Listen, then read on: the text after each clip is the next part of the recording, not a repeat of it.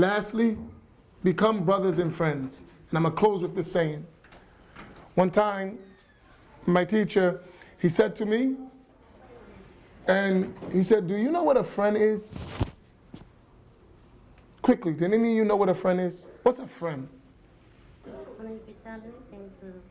One you can tell anything to. The one that you can tell anything to. A close companion. The one who tells you what you need to hear instead of what you want to hear. The one who tells you what to hear, what you need to hear instead of what you want to hear. Anyone else? Someone you can count on. No one say the one to loan you some money when you broke?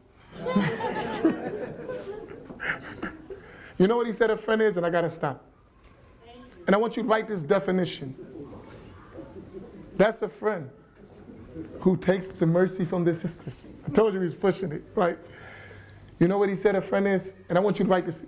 If you don't got a friend like this, you don't got no friends. So it's very important. He said a friend is not a friend until when things are falling apart for you, he will break himself into pieces just to put you back together. You got that? A friend is not a friend until when things are falling apart for you, he will break himself into pieces just to put you back together. That's a person of mercy. That's how the Muslims should be with one another. That's how the Sahaba were with the Prophet ﷺ. That's how the Prophet was with his companions. And we don't have time to go into long stories, but be like that.